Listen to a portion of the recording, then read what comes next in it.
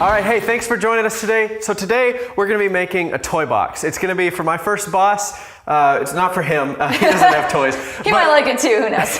But it's not for his toys, it's for his son's toys, who's just about to turn 1 year old. So we're super excited for him and we can't wait to get started on this build. So let's go. All right. So the first thing that I'm gonna do is I'm gonna cut down these 1x4 pieces of solid oak and we're gonna join them together in an L shape to make the corners or the legs. So I'm gonna rip those down on the miter saw.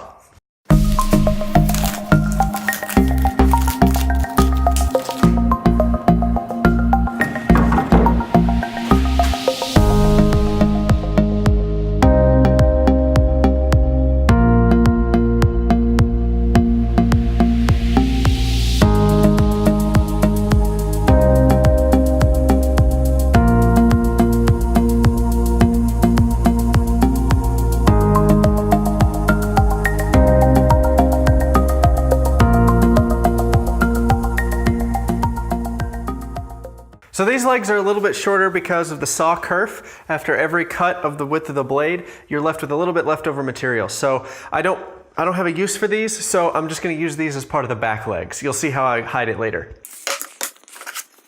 So these legs are gonna go together like this to form an L shape. I know that one side is longer than the other, but I don't really care.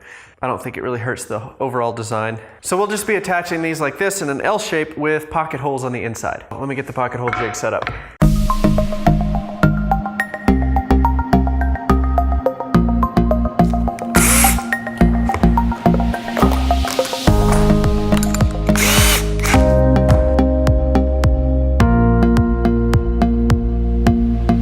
All right, so I like to lay out my pieces like this sometimes on a table, just so I keep the orientation straight. A lot of people will write on each piece. I think that takes up too much time. I'd rather just keep it set up in an orientation that makes sense to me, and then worry about everything else later.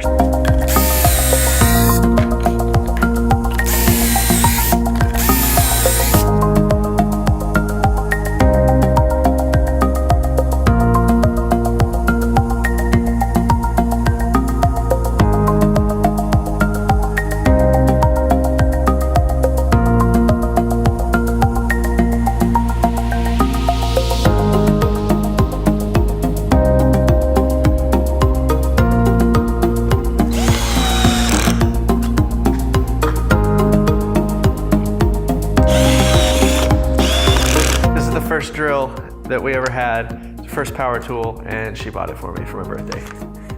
We still love each other. Sometimes.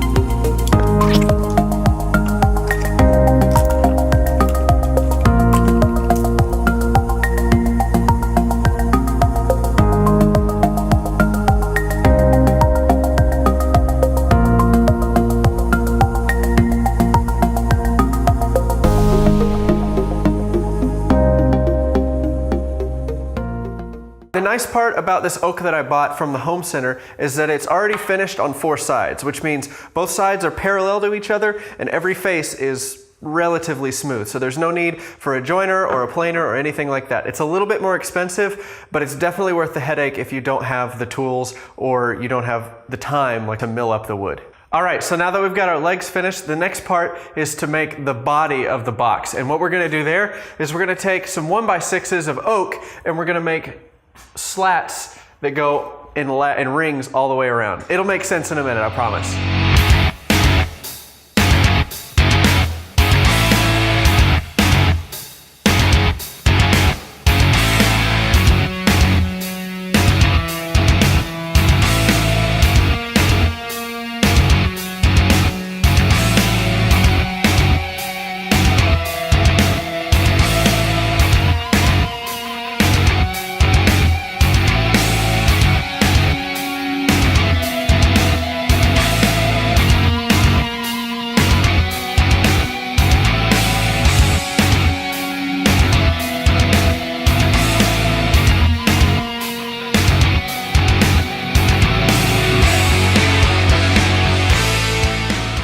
right, cool. Now that we've got every piece cut out, what we're gonna do is we're gonna put a little chamfer on each piece of the body. So with this chamfer, we're gonna stack each of these pieces on the sides. But if we were to leave them square like this, every little imperfection in the seam right here is gonna be magnified.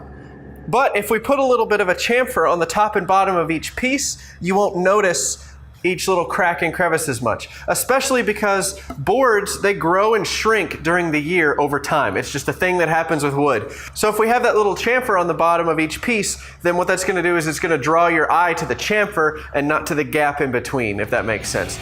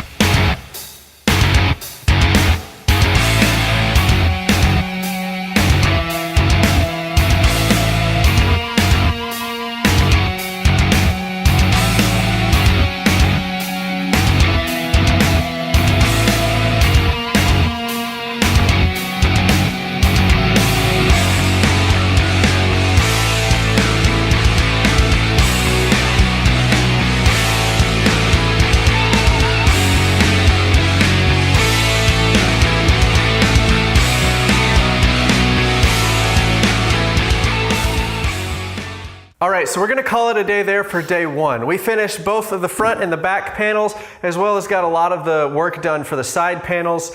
If you're watching it in the present, click that subscribe button and keep up to date with this project. Yeah. We'd love to have you with us when we deliver this to my first boss's first son's first birthday party.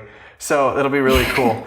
If you're watching this in the future, we have already got the next day's video right here, so go ahead and click that and keep watching along with this build. We've got a lot of work ahead of us, so anyway, we hope you'll join us. Follow us on social media. We have an Instagram. All that stuff is linked below. Keep up to date with what we've got in progress. So thanks for joining us, and we'll see you next time. This is not Fine Woodworking channel. This is the Good Enough Woodworking channel.